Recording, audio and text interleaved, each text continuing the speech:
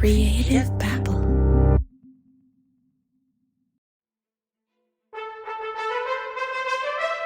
By now, you most likely have an opinion on Michael Torres, and you're probably wondering, why is he even talking with me? I've wondered that myself. But over time, it's becoming clearer. So how bad am I going to come on looking out of this? My goal is not to make you look bad or make them look bad. I kind of just want to lay out everything in front of everybody. I didn't put 60 acres of ruins in North Savannah. That would have been fucking awesome if I did, though. Jesus, that would have been cool. His stories sound very far-fetched. But then again, someone had to discover King Tut's tomb, the Dead Sea Scrolls, and Rosetta Stone. Maybe Michael Torres is up there with the greatest explorers of all time. And if he is the real deal, a simple Google search of his name puts everything in question. And so how do you, Michael Torres, come back from this? Oh, I am back from it. I mean, streaming services run out of content middle of next year. You're the second person to contact me this week for an interview. I mean, it's sexy. It's the authentication, the story behind it, the finds. So what's in it for Michael Torres? I quickly realized that he is after the biggest treasure of them all, the silver screen. He told me that he's working on a documentary for a major streaming service. When I asked him which production company is he working with, he didn't say. But over time, the truth came out. There is no production company. Michael and his business partner are self-financing this documentary. Okay, look towards the grass, all adventure-like, if you're looking for a great discovery. And I have to admit, Michael Torres would make an excellent TV personality. I would totally watch his show. But put aside his cavalier personality, there are some serious questions about his professional integrity. And Michael tells me that's part of his charm. It's interesting. Yeah. Can't argue that. I'm a pirate. No matter what you say about me, it's probably not the worst thing I've ever done, even if it was true. And I embrace that. Michael Torres is a self-proclaimed modern pirate. And not to overplay the whole pirate theme, but there's an interesting parallel going on here. Back in the golden age of pirates, one might think that the goal of the pirate was to take over the prize ship. But think about it. The pirate doesn't want to fight. They want the gold. A pirate's goal is not to capture the ship, but to take the treasures it carries, with as little fire exchange as possible. Plus, the less the struggle, the less the damage to the pirate's ship. So what are some of the tactics that pirates use to capture a ship? First, a pirate has to choose the right target, a target that carries more loot than it carries crew.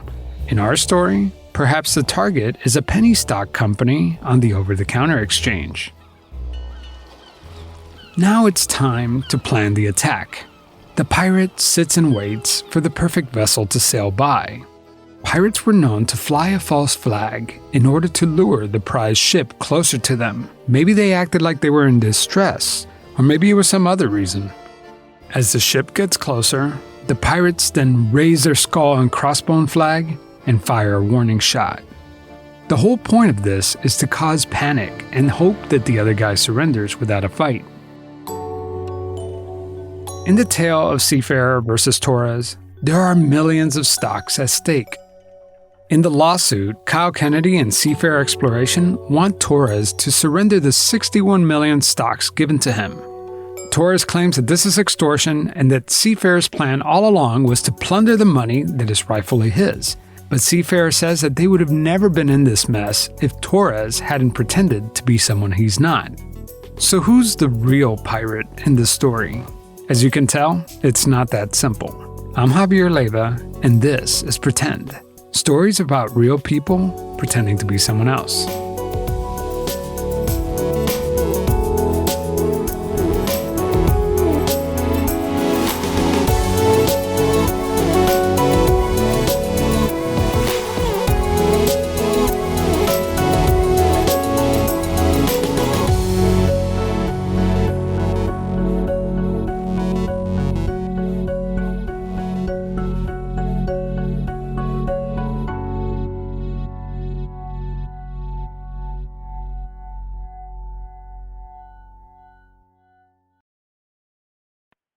Where'd you get the bug for hunting treasures? Where did that come from? Ooh, I was 11. I was snorkeling in Charleston Harbor, and I found a 40-pounder cannonball used in the siege of Charleston. Pulled it off the bottom of the harbor. And my mom was into antiques, mostly French and German, and she would go through them. Do you still have it? Yeah. And so, So you find this as a child, but when does it become like a serious thing for you? Probably in Turkey when I broke into the catacombs. And why'd you do that? I wanted to see what was down there, and I started getting around into places that haven't been visited in hundreds of years. I started chiseling shit off of walls, taking Roman gladius. It's basically grave robbing. So then you raided these catacombs in Turkey, and then what? How'd you make a career out of this? I realized there was gold and silver there. Antiquities are extremely rare. It's hard. Very rarely do people find something of cultural significance. Very rarely do people actually get out there and find this stuff.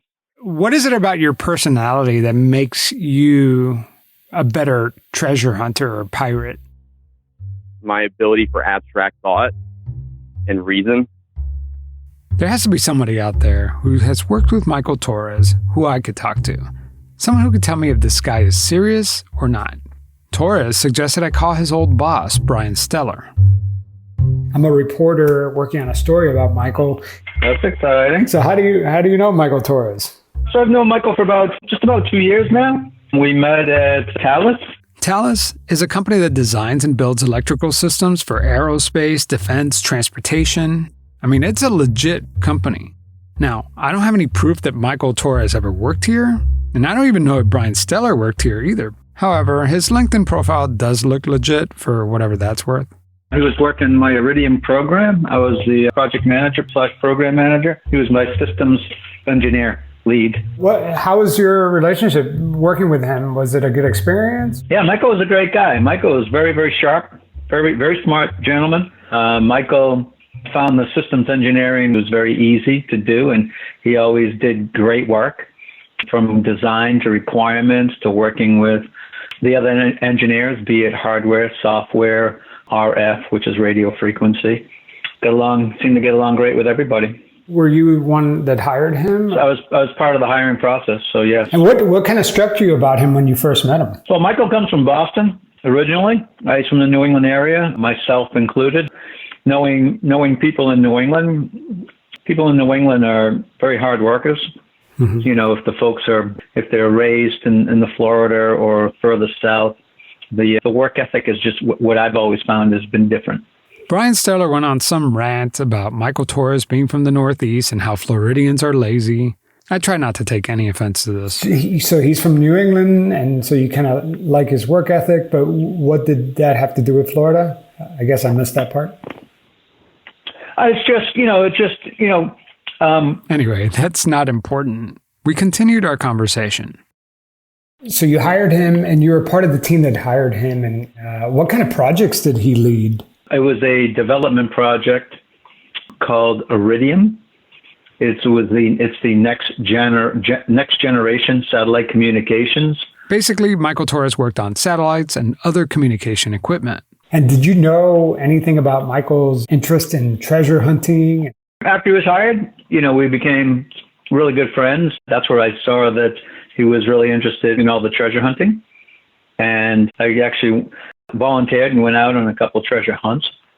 Just wasn't for me. It was a really cool experience. And what I really noted was that Michael, not only was he really good as a systems engineer in the engineering environment, right? He holds a PhD there, but he brings that same strong work ethic to the treasure hunting business. And lo and behold, the 2 times that I went out with him, we found some pretty cool stuff. And I know up in the Carolinas just recently, he uncovered some really neat stuff. Yeah, he's definitely a very interesting guy, and I could talk to him for hours. When you hired him, did you ever question anything about his background in terms of his PhD or his military records? The HR people take care of that. Mm-hmm. That wasn't for me to take care of. Anybody who comes into Thales or works in a potential DoD environment, their backgrounds are checked. When I would get an applicant, they were already vetted through the HR process. So. Yeah, that makes sense. A large company like that, they have to do their due diligence. Take the question of his education background or professional background aside. As an employee, he was a functional employee and competent at his job. You wouldn't have noticed that maybe something was false about what he was saying. No, he could, no. Mm-hmm. No, I never would question any of that based upon his work. Brian Steller says that Torres knows his stuff. He could not only talk the talk, but he was the guy who led teams and wrote system requirements. His work was never a question. I don't know how familiar you are with some of the controversies that he's been involved with lately. I know that there's like a lawsuit in Florida with the treasure company. The only thing I know about that is that what I read, right? There was a story that popped up, and that's what I read. And again, anybody can write a story on anybody. I know Michael. I would never get any of what they accuse him of in the article. I just don't see it. Like I said, I've been around him enough. You know him for 2 years. You hired him. You work with him. He seemed legit. He doesn't. It doesn't seem legit to me. He is legit. Like I said, as far as treasure and everything that he says that's around or there. I mean, he's just. It seems to always be there. So I've no reason to doubt anything that he's done, said all around. As far as I can tell, he's always been a great guy.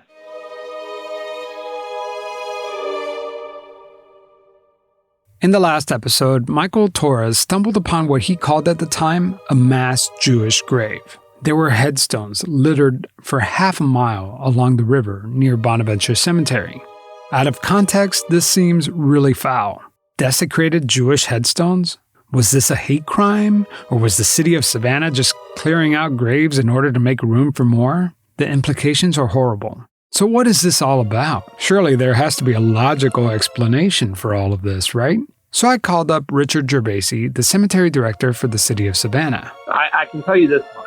The entire site is a historic site, also a cemetery, owned by the city of Crawford, the city of Savannah. Mm-hmm. I don't know the story Michael Torres is telling you, but nothing he is finding is any secret to anybody but himself. Okay. He didn't do any major discovery. You're talking property that the city's owned since the 30s, and granted, yes, all of Savannah has a lot of history. He didn't just come into town and randomly find some site that was unknown to anyone. Before we get into the desecrated Jewish headstones, let's talk about the iron casket that Michael Torres supposedly found near Bonaventure Cemetery. That's another casket. That's a casket. That's human remains.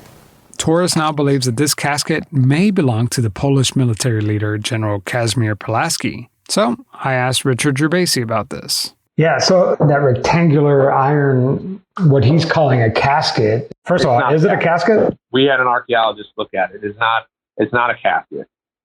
What could it be then? We don't know, because the archaeologist didn't do a full excavation of the site. He basically just did kind of an observation, but he did verify that it's not a casket. And in my experience, is working in what I do, it's way too thick of an iron to be any sort of casket. But in all fairness to Michael Torres, he actually did discover something new and worthy of an investigation. Whether it's an iron casket or not, a report produced by a nonprofit archaeological group finds that this rectangular box has, quote, important archaeological potential. The archaeologist who examined the site after the synagogue reported Torres' finds says that there is no evidence of human remains. In fact, this box appears to be a Confederate artillery battery. So that could be remnants of that. It could be remnants of an old bridge. Mm-hmm. It could. So we're not denying that, hey, the site in itself has historical and archaeological significance. We don't deny that at all. Okay. What we do deny is his story of, what he claims to have found. So maybe it's not what Torres thinks it is, but there's no doubt that he actually found something no one else did. Now let's talk about the Ming Dynasty pottery that Torres found along the marsh. How does Gervasi explain that? Where he's looking, the sites he's looking, Yeah. you have to understand, there was, in the late 1800s and in the 1900s, there was multiple buildings. There was a plantation that once stood there, a mansion. And when that mansion burned, a lot of those rooms were ultimately just bulldozed to the side. Again, it was a 40-room mansion. It was comparable to the Biltmore. That tells you anything. Yeah, that's huge. He was ultimately like a Carnegie. So let me get this straight. Torres believes that this is a site of the missing colonial settlement that was on the King survey, but in reality what he found was rubble of an old mansion that everyone knew about? I wanted to learn more about this old house, so I called Shannon Scott, a history buff down in Savannah, Georgia. The first thing I wanted to ask you was about that old mansion that was there. Oh, that's the Torres mansion that burned in 1929. Yeah. Well, the plantation property itself goes back to the 1740s, so it's like one of the original grants, probably from King George II. But the real family that took over what was left of the colonial mansion and then expanded it into kind of the more, let's say, modern-day Biltmore, if you'd like. That was the Torres family, and they expanded it. I think they expanded it to about the 50,000 square footage mark. And there were boat houses and guest houses and pool house and servants' quarters and things like that. But then the West family entered the picture of the house until it burned. And the West family had various business endeavors. The daughter, Mrs. West, is most famously still alive at 107 years of age. Oh, wow. What year did this house burn down? It burned down in 1929. In fact, when she was, I think, I want to say she was maybe 12 or 10 or something, but she jumped out of the 4-story window and I think broke her hip. Hundreds and hundreds of masterwork paintings burned up in the attic of that house. I mean, centuries-old European stuff and probably recognizable paintings were just destroyed. It was a massive art collection, unfortunately, that burned up. In 1920, Rudolph Valentino, a famous silent film star, shot a film inside the house titled Stolen Moments. But you can see interior shots of the house in the movie Stolen Moments. The rumor is that all those marble columns that used to wrap around the house, which I think there were 45 of them, they're actually out there in the river itself. They just sadly squarely bulldozed a lot of it. You know, there were some ancient Egyptian sphinx at the front of that driveway that were stolen. And I think they were 2,000 or 3,000 years old. So whoever lived here obviously was a collector, right? You know, it's unfortunate that it's gone because nothing in downtown Savannah could compare to it, or no area plantation could compare to it. It literally was beyond the pale as far as artisanship and just the way it was decorated. So that explains why Torres found bricks and pieces of pottery. That brings me to my next point. So there's this guy, right? He's not an archaeologist. He's just a treasure hunter, and he's going around and. You're talking about the Black Diver guy. Yeah. Do you know anything about him? I do. The Black Dive is Michael Torres' Instagram handle. This guy blurs the line of archaeology and TV personality, like angling for a show. And I've not met the guy face to face, but I've talked to some real archaeologists here in Savannah, and they've looked at his stuff, and he's definitely playing it up for the audience and for anybody who wants to try to fund his show. I think that's the thing, because there's just blatant falsehoods in there, blatant fakes. So, I mean, the guy's a bit of a hack, but hey, that's made for good TV, I'm sure. I mean, there's an archaeologist in Savannah, and I turned him on to the guy's channel on Instagram, and he looked at it, and he looked at the different things he was purporting to have discovered, and he's just like, no, those ruins are actually the Greenwich house that was bulldozed, and they're laying near the river by the bluff, so he's faking that. This road he's walking alongside of is actually the canal behind Bonaventure Cemetery. Yes, I mean, it's kind of sad, but... So now let's talk about the desecrated Jewish headstones scattered along the river. Here's the director of cemeteries for the city of Savannah, Georgia, Richard Gervasi. He has all this video of him walking alongside, I guess, that bluff that's near the river next to the property. And there's a bunch of broken tombstones everywhere. And a lot of them were of Jewish descent. And he couldn't explain. He was saying that it was like a mass grave, which, by the way, that doesn't, by definition, that's not a mass grave. That's just a bunch of broken tombstones. But my questions to you is, how did those tombstones get there? I'm glad you brought this up. What I've learned is Mr. Torres came and has been along our property, unbeknownst to us, on this big treasure hunt. One, he's not even authorized to do it because taking and removing treasures from our property is a violation of city ordinance. You can't just go and take an artifact and call it yours and take it home. He went to the Jewish synagogue. Right. Synagogue reached down to us. Remember, Torres didn't call the police after making these discoveries. He also didn't contact Bonaventure Cemetery. Torres called the local synagogue and alerted them to a possible hate crime.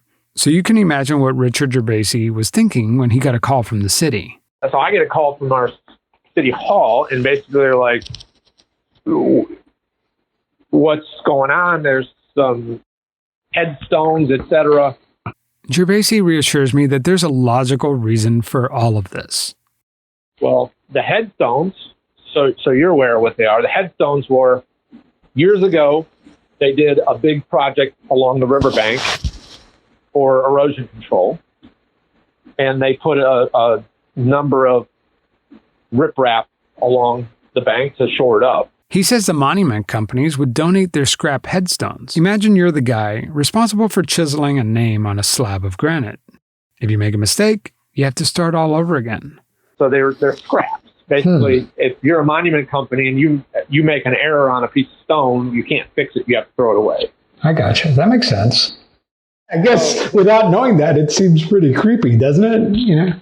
Right. Well, no, believe me, it raises, we get questions. It's not a practice we do anymore. This was before me, but we get questions at least, 2-3 times a year just from curious visitors to the cemetery. Hey, we see these headstones. Of course, everyone thinks we're throwing bodies over the river. That's not the case. Just so happens to be that monument companies were taking their scraps, and since they can't keep them in their yard, they break them up and they put them and use them to shore up the riverbank. It was kind of a red flag to me when we met Mr. Torres out there, and he was also claiming there was bodies out there, and he couldn't identify the location that 4 days prior he saw these bodies. And I'm like, okay, well, what were the GIS coordinates? Or I said, any archaeologist is going to know to call law enforcement if you find human remains. And he's like, well, it wasn't a very good archaeologist. But anybody in their right mind would call law enforcement if they found remains in an unmarked grave. But he called the synagogue because, according to him, he felt there was a hate crime going on. He wanted to report it to them. So we spent a half a day hacking through this vegetation with a machete that he said he was just 4 days there 4 days prior. And I'm like, you sure you were here? Because there's nothing fresh cut. He's like, oh, yeah, it was right in this area. I have it all on video. So I never get the video. I said, well, look, we want to continue to search because this is important. If there truly are remains out there, we need to figure out, one, where they are, two, who they are, and where they belong. I said, do you have any sort of kind of waypoint that you remember seeing right around the time? He's like, yeah, there's a bronze urn out there. The bronze fire urn. Looks like it would be the front of the Lincoln Memorial. So, interesting. So we go right to it, and you can see where it was recently moved. And he's like, here's this urn. It was a drum of a washing machine. You claim to be a treasure hunter and have an archaeologist, and you misidentify a rusty drum of a washing machine as a bronze urn, a very decorative bronze urn. I'm like, okay, things aren't adding up. That's when the police officer and I started Googling him.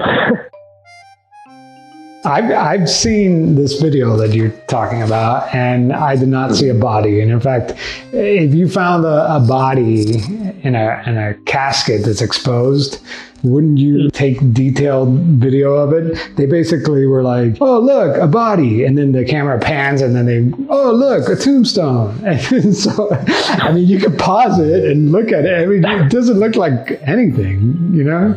Right. I mean, if you really did find a body, you would like sit on the shot for a second and like examine it for at least a minute. But like this literally lasted seconds. Gervasi says that the last thing he wants is a bunch of people showing up at his cemetery with shovels and metal detectors. Probably the most important takeaway, if you could share this, that, remind people that you can't just go to private property or even public property and do any sort of treasure hunting or excavation without prior authorization, and permits are required. Hey, you're just trying to find something just out of curiosity. It's a hobby. Mm-hmm. Or metal detecting. It's a hobby. But a lot of these are protected resources that, while they're interesting to find, but in reality, if you find something of that, we should be turning it over to the property authorities. It's not finders, keepers, Correct. Losers, weepers, Yeah, because at the end of the day, our job as public servants is to preserve this history. And right. When everyone throws it in the trunk of the car and takes it home, we lose that piece of history. After my call with Richard Gervasi, I called Torres back. So you went in there to Bonaventure, which is city property. And did you get any permission from the city? No. No. So tell me, like, what was the thought process there? I found the map, and Bonaventure was along the route to the missing settlement. So when I came across all those tombstones, my intent wasn't to dig on Bonaventure. I didn't even really dig. It was right out in the open. So when I found the grave, I called it, because they were all Jewish graves. I was like, holy shit, this is a mass Jewish grave. Most reasonable people would think that's what it looked like. So I called the Jewish community, and I got them down there. I was like, look at this. And then they reached out to the city, and the city said that they conducted an extensive search and they couldn't find anything. And they said that what I found was a washer and dryer. It's clearly a casket. So when you found the human remains, that clip, I have it timestamped, and I've looked at it probably a million times.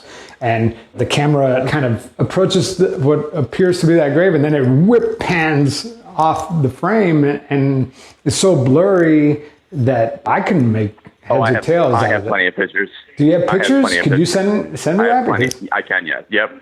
Okay, because like from looking at the video, I mean, it just looks like a box, and then you guys move on. Because like if I stumbled on a human remains, I would probably hang on the shot a little bit longer.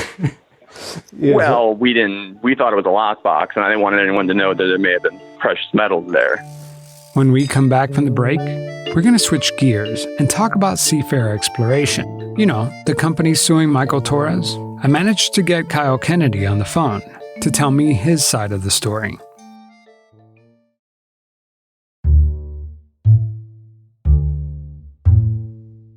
Did you answer why you went in there without a permit or without permission? Because I was just on my way somewhere else. I was literally passing through. But I mean, the whole point of this is to go and shoot a documentary or something there based off all these finds. Do you feel like maybe you kind of ruined that chance by upsetting the city? Well, I videoed it all. So you think I videoed everything. Okay, so you have everything you need for this documentary. Yeah, I got everything.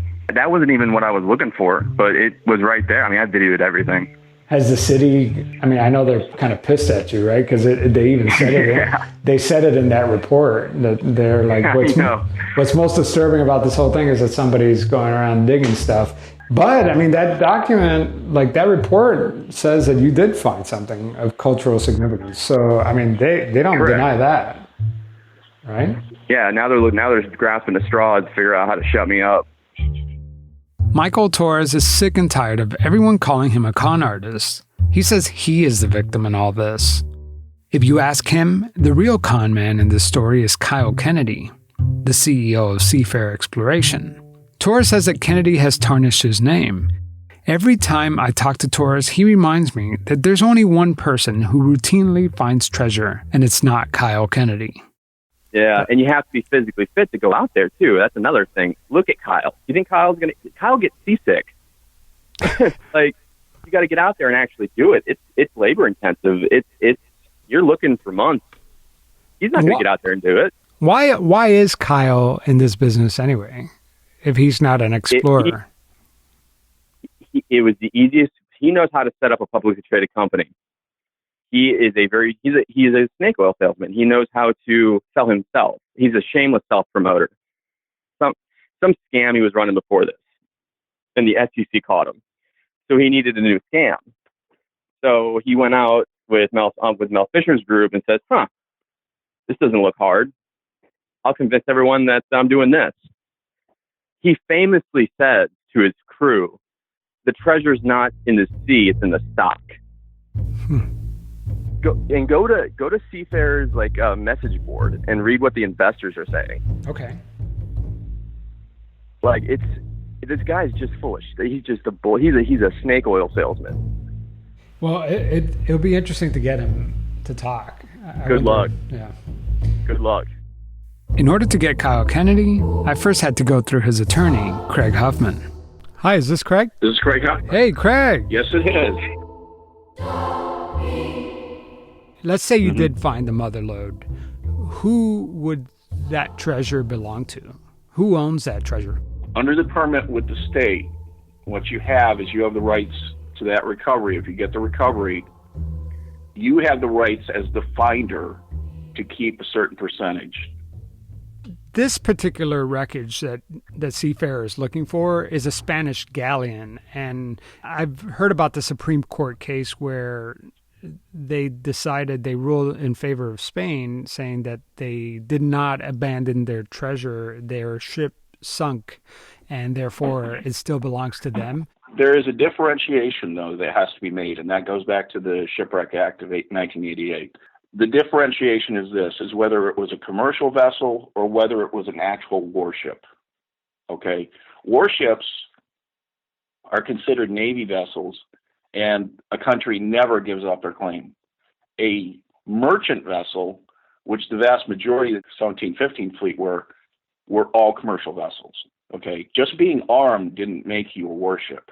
All commercial vessels were armed at the time. But you had to have somewhat been on the rolls of the King's Navy for Spain to make any claim. Maybe the whole point of this whole thing is not to recover the mother lode. Maybe the strategy is much simpler than that. Remember what Torres said earlier, that the treasure is not in the sea, it's in the stock. Now, if you find an actual load, you could have a stock price that could go from sub-penny, where it is now, to 25 cents or something. It's the nature of the beast to be in the stock market. And I'm not a stock market expert, but the current situation is that it is way below a penny. I mean, it's like 0.0051 from a business standpoint, and an operations standpoint. How does Seafarer stay afloat? Oh, they have situations where they have money coming in from different ventures as they've gone into, and then they have people who are putting more investment money in. This whole time, I couldn't understand how these guys made money. Then I learned that Kyle Kennedy has a second company called Blockchain Logistics. This is where the majority of his revenue comes from. After my call with Seafarer's attorney, Craig Huffman, he introduced me to the man in charge, Kyle Kennedy. This Kyle. Hey, Kyle, this is Javier with Pretend. Is this a bad time? Oh, hi. No, Javier, this is not a bad time, and thank you for asking. So, Kyle, tell me, what got you into this business, into the treasure hunting business? Well, it goes back a long time. My previous business was I owned my own broker-dealer, and I specialized in taking companies public. And my company took over 600 companies public around the United States. Kyle Kennedy says that he sold his business and used that money to finance what would eventually become Seafarer Exploration. In the marketplace, there's only two ways to make money. You can make it with time, or you can make it with risk. that was a little bit of my upbringing, and I had the chance to meet Sam Walton. Sam Walton, by the way, was the CEO of Walmart. I had a big position in Walmart and went to one of his shareholder meetings, and I got to sort of meet him in a little crowd of about 15 of us before he went on stage. And he made a comment that really stuck with me. And he said he's made more millionaires than anybody alive. That he's made more millionaires? More millionaires, yeah, than anybody alive. And I thought, man, I would love to do that, because if I could make all my clients money, you know, you get a lot of respect and appreciation for that, you know, and you feel good about what you've done, you know. And so if I'm reading between the lines, I guess, what better way to make money than finding treasure, right? Yeah. Yes. Javier, you got it, man. Way before Michael Torres was ever in the picture, Kyle Kennedy says that he was approached by a treasure hunter who needed to raise money for his salvage business. This old guy, his name was Judd. He came into my office one day and said, "Hey, can you raise me money for this treasure project?" And I said, "No," and sent him on his way. I said, "That's not what we do." And 3 months later, he came back and he said, "Look, you didn't take me seriously." And he goes, "So I brought you some proof. I brought these cannonballs. I brought a big nail. I brought a picture of an anchor." He gave me all this proof. And he said, "This is real." The wreck that Kyle Kennedy is talking about is off of Juno Beach, Florida, which is a little north of West Palm Beach. What we have determined since that point in time is that it's a massive wreck. It's huge. It's probably dated in the mid-1500s. And after sitting down with them, they took me out treasure hunting. I spent literally a week with them. Kyle Kennedy says that he spent the whole week on a salvage boat looking for the Juno Beach wreck. I saw that it was extremely unprofessional. And so I observed what they did, and it was like, wow, anybody could do this. But Kyle Kennedy says that he still wasn't convinced. He asked the treasure hunters, "How much do you think that wreck is worth if we found it?" I asked them about the size of the wreck. I said, "This old man says it's $1 billion. I said, "Is he off?" And they go, "Oh, he's way off." And I go, "So what, 10 million, 20 million? You know, what's more realistic?" And they go, "Oh, you're going the wrong way. It's several billion." I went, "What? No way." You got to be pulling my leg, man. But that's my question. I mean, is it several billion in what? In what it's worth once you find it? Or is several billion in coins and silver? How are they determining that? Yeah, because I asked them that question specifically. I said, "Look, I crunch numbers for a living, and back me in how you got there." The treasure hunters told them that the wreck that Mel Fisher recovered 40 years ago from the Etosha shipwreck was valued at $400 million in silver. Today, that same treasure is worth $900 million. And I went, "Wow, how can you determine that?" And they said, "Well, the nail you brought us is over 4 feet long." A 4-foot-long nail? That's a pretty freaking big nail. Not only did they find a nail that's the size of a small child, these guys found several large cannonballs and a rather large anchor at the Juno site. Put it all together, and this is starting to look like a gigantic ship. To shoot these big cannonballs, you needed a really big cannon. And you had to run that cannon inside the ship, reload it, and then shove it back out to shoot it. And you had to have the same cannon on the other side of the ship to balance the ship. This tells us sort of the width of the ship to a certain degree, and this ship would have been a massive, massive ship. And a massive ship, theoretically, has a massive treasure. Our estimates are is you got a ship that's almost twice as big as the Etosha, and it potentially could have carried more gold. So our belief is you got a valuation out there close to $15 billion. And I just went, wow. Well, let me ask you, a lot of questions going through my brain right now. Have you found any silver from the Juno site? No, we have not. You know, and part of the reason being is because of the fraud I have here that we've had to go through. We've had an unbelievable amount of fraud in the treasure business. Something I'd never seen in the brokerage business. In the brokerage business, you get one or two guys that are bad here and there. You know, if you got a really big office, you might have a bad guy in it, like Bernie Madoff as an example. But in the treasure business, 100% of the people I've met that have been in the treasure business have been bad. They all lie, they all cheat, they all steal, and it's 100%. It's not 99, it's 100. Okay? And I've had to fire 50, 60 people at least for lying, cheating, stealing, just all kinds of just bad stuff. And why is that? Why do you think that the industry draws out so many fraudsters?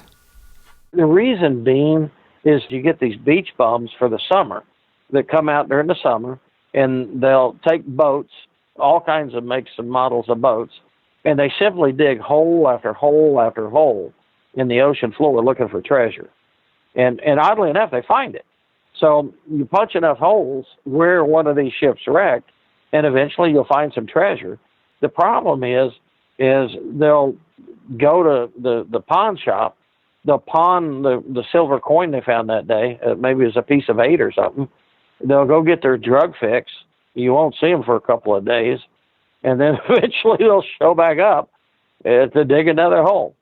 To bring you back to the original question, when I asked, have you found any silver? And you said, no, not because of all these fraudsters. So do you feel like they have been preventing you from finding it, even though you have a pretty good hunch that there is a very large wreckage underneath that water? And I'll give you the reason why I say that. Kyle Kennedy tells me that he partnered with one of the shady salvage companies, and they pulled a fast one on him. When they went into business together, he thought that they had all the permits to dig up the treasure, but it turns out that wasn't 100% true. Our area is a 10 square mile area. That's our permitted area. And that's given to us under a federal admiralty claim. So the United States government has given us that site. And he's right. When he partnered with the other treasure hunter, Kyle Kennedy acquired ownership of the Juneau site. That means he has a right to explore the site all he wants, but there's a catch. In order to recover treasure in state waters, Seafarer Exploration would actually need a recovery permit, which the other treasure hunter did not have. He told me he had a permit, and he lied to me about it. He deceived me. Kyle Kennedy says that he was a victim of a con job. He just didn't know it. And you say, why would he do that if he's your partner? Because the government gave him that site. He sublet the site to me on a year-to-year basis.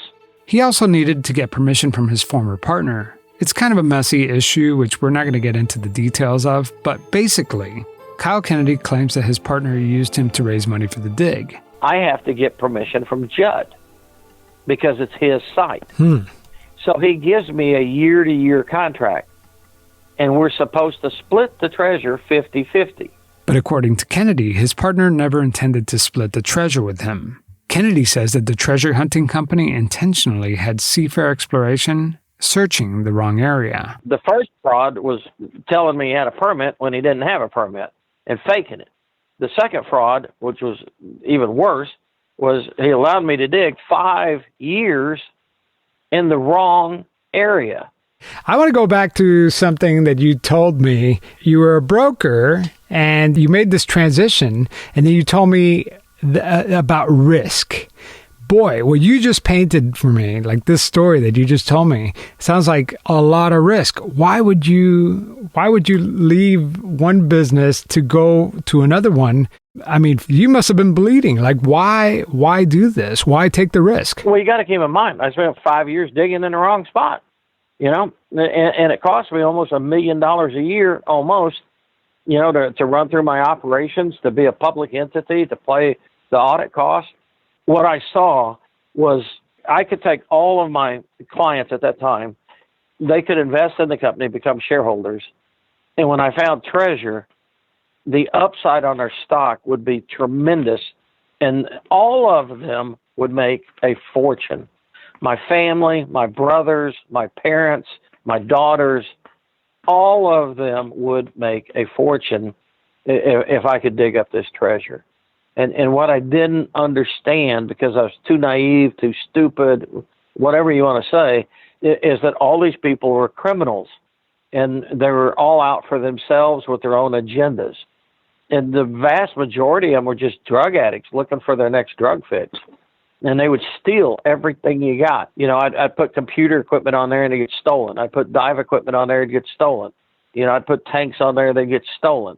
They even stole the horns off the top of my boat. I mean, these guys were just horrible. Everything I've done in my life has been very, very professional. And to go from that to like the scum of the earth was a huge culture shock for me, for one. I didn't see that coming. I didn't see that it would take this amount of time to accomplish my goals, which still have not been accomplished.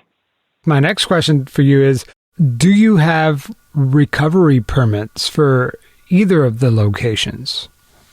Yes. Yeah, what we've had is full recovery on the Juneau Beach site.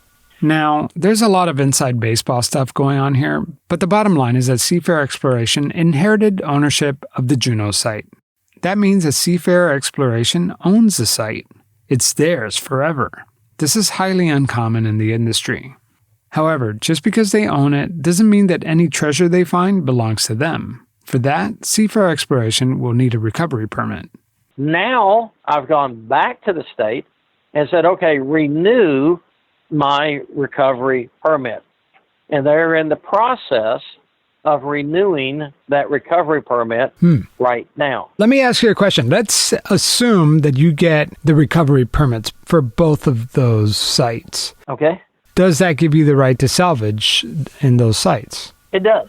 Yeah, that's what the recovery permit is full salvage. We'll actually dig it up, we'll clean it up, we'll put it in storage, and we'll use it for various museums around the world. The one thing I don't understand is that I'm aware of the Supreme Court and the fact that they rejected the appeal for another salvage company to salvage a shipwreck from a Spanish ship.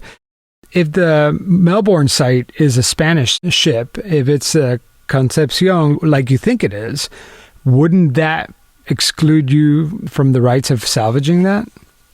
No, not at all. The only things that have been rejected are ships that are warships. I just kind of assumed that if Spain owned the ship and they didn't abandon it because the ship wrecked, that they would still own the rights to it. In our fleet, there was 2 warships. The Admiralty and the Capitana were 2 warships that were sent to protect the fleet. All the other ships were merchant ships. So the Concepcion, if that is the ship we have, the Concepcion was a merchant ship. So Spain can't claim it as a warship. I went back and asked James Gould about this. You know, the attorney who represented the Kingdom of Spain in the Supreme Court. And he says that Kyle Kennedy is wrong about this. There are multiple treaties and laws prohibiting companies like Seafarer from recovering culturally significant items. First, sunken military ships, Spanish, French, British, U.S., all have the same principle of sovereign immunity. In other words, military ships belong to the country of origin, 100%. But Kyle Kennedy says he's not looking for a military ship. He's going after a merchant ship.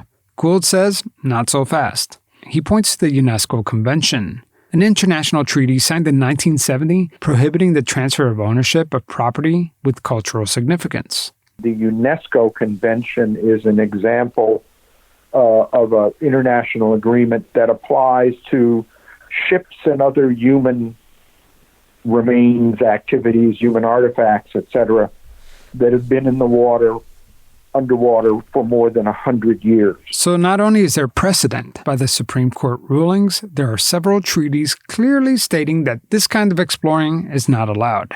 Seafarer Exploration may have ownership to certain areas, but that doesn't mean that if they find it, they won't get challenged in court. How long has Seafarer been in operation? 13 years.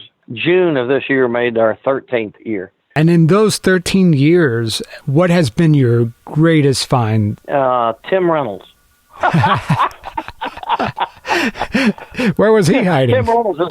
Tim Reynolds is the guy that's helped me invent this machine that can literally see under the sand. Is he an engineer? He is. He is. Yeah. In other words, in the 13 years his company has been around, Seafarer Exploration hasn't found anything of significance. Not a single thing. But Kyle Kennedy still has hope. And it rides on one guy named Tim Reynolds, who is helping him develop technology that can help him scan the ocean floor. If you recall, that's the same technology that Michael Torres was hired to design. Tim Reynolds was one of the first guys to tell me this guy Torres is a fraud and he's cheating you. You know, Tim Reynolds has been just phenomenal, extremely talented. So you told me that what you were going to bring into this industry was some of that professionalism, some technology that could really be a game changer. Right. Yeah, my original belief was simply to get into the business, go out and dig up as much treasure as we could, make my shareholders as wealthy as I possibly could through what we found. Kyle Kennedy has had a change of plans. Instead of looting the ocean floor, he wants to set a standard for the salvage industry and preserve the treasures that he and his company discover. The academic world hates it because the treasure hunters destroy everything in their path. He says that the treasure salvage industry has earned a reputation for being pirates. Instead, Kyle Kennedy says that he wants to elevate the industry by following archaeological guidelines. And I don't sell the treasure because the biggest beef they have is that any treasure that's found is immediately sold. This whole time, I assumed Kyle Kennedy was looking for the treasure to become an instant billionaire, but that's no longer the plan. They can't study it. They don't get to see how it laid in the ground. I mean, they got all these little pet peeves that none of them are met with the other treasure hunters. How will you make money then? How will you make the millions and billions of dollars for your stakeholders? Oh, it's easy. What happens is several things. All right, I'll start with the easiest first. There's multiple cable channels. Every major cable channel has interviewed us. National Geographic, History Channel, Travel Channel, Discovery Channel, Netflix, all these major cable channels have interviewed us. The one that's offered us the most money so far is a major production company in Hollywood. And they came in and offered us more money than anybody. And it's into the millions of dollars. So it looks like Michael Torres isn't the only one looking for a TV deal. The one group in Hollywood wants to do 26 shows and a 2-hour full-length movie on us. And they use Class A actors. Their last show had Tom Cruise as their lead. I mean, these guys are top-notch. And so are their movies. Second thing, far more important, is our stock is near record lows. We're trading at about half a penny, and for good reason. For 13 years, I have not found treasure. And if you have a company that's failed for 13 years, then their stock is going to be in the toilet for sure. And that's where we are. Now, it doesn't help me any that I go out and hire a hoodlum, a con artist like Torres, that hurts the reputation of the company and also hurts our stock price because people go, oh, my God, he hired a con artist and we didn't find any treasure and I'm selling, I'm getting out. And that pushes your price down. Kyle Kennedy admits that his stock is virtually worthless, but he is confident that things are about to turn around. And the point in time it turns is when the sea searcher actually finds treasure. When it finds treasure, our stock price will go up. The Sea Searcher is the ship that Michael Torres was supposed to design. It's reportedly able to scan the ocean floor, looking for different types of metals. The big story really is going to be the Sea Searcher. I could take the Sea Searcher and fly it across a field, and I could tell you in that field where every landmine is. I can fly it down a dirt road, tell you where every landmine is down that dirt road. This thing is powerful, and there's nothing else like it in the world. And when we come out and prove this to the world, I promise you, Javier, that's going to be the story. So you said you put the finishing touches on it. When does it actually hit the waters? I need the water to be 6 feet or less. And Friday looks like the first day it's going to be 6 feet or less. So if it is 6 feet or less, I'll have our device out there working first time ever on Friday. That's pretty exciting. It is exciting, man. If you find something exciting, let me know, man. I'd like to hear all about it. Michael Torres says not to believe a single word Kyle Kennedy is telling me. Oh, it's a scam. Yeah, it's a scam. Oh, it absolutely is. Yeah, and it took me a while to figure it out too, because he's convincing. I mean, the guy's essentially a used car salesman or a snake oil salesman. Like, he convinced me. He tricked me. They're claiming that there's billions of dollars on this ship, and there was nowhere near that much. So the ships went down. Spain, I think, salvaged 3 of them, maybe more, because they were in shallow water. But the La Capitan, the Concepcion, and I think a few others are still missing. You believe that there is a Spanish galleon down there somewhere, right? Yeah, but it's nowhere near his site. And even if he finds it, it's not his. Right, it's Spain's. Here's the thing that I'm not sure you're getting from these episodes. You, the listener, are removed from all this, so to you, all this must seem really silly, and maybe it is. But I've been listening to these stories for months now. Honestly, I don't even know who to believe. Is Michael Torres lying? Is Seafarer Exploration telling me the truth? You might think the answer is obvious, but sometimes it's hard for me to tell. I enjoyed talking to Kyle Kennedy. He answered all my questions without any hesitation, and he's running a legitimate business which regularly files with the SEC. His business strategy is a little risky, but hey, to each their own. And I really, really enjoy my conversations with Michael Torres. He's fun, he's an interesting guy. Who wouldn't want to have a beer with him? But the next time we meet, we're going to get down to business. You're going to get the answers you've been waiting for. Does Michael Torres have a PhD in aeronautical engineering? Does he have 2 Purple Heart medals? Did he serve 2 tours in Afghanistan? I have the answers. That's next time on Pretend. Back in 1888, the notorious serial killer murdered and mutilated the bodies of 5 women in London. His identity? A mystery, perhaps. Until now. The savagery of Jack the Ripper's crimes terrorized the residents of London. This is the height of the Jack the Ripper murders. There's a heightened police presence. The newspapers are going crazy about covering the Jack the Ripper case. And there are wanted posters all around Whitechapel saying, "Beware, Jack the Ripper," and he's still prepared to kill. In autumn of 1888, the world was rocked by the savage murders of 5 women in Whitechapel, London. The investigation into those murders spawned a worldwide obsession that continues to this very day.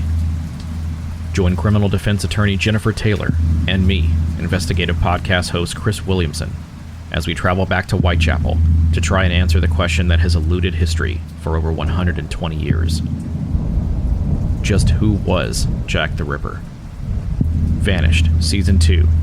The first of 4 all-new investigations begins this Halloween. Subscribe now on your favorite podcast player.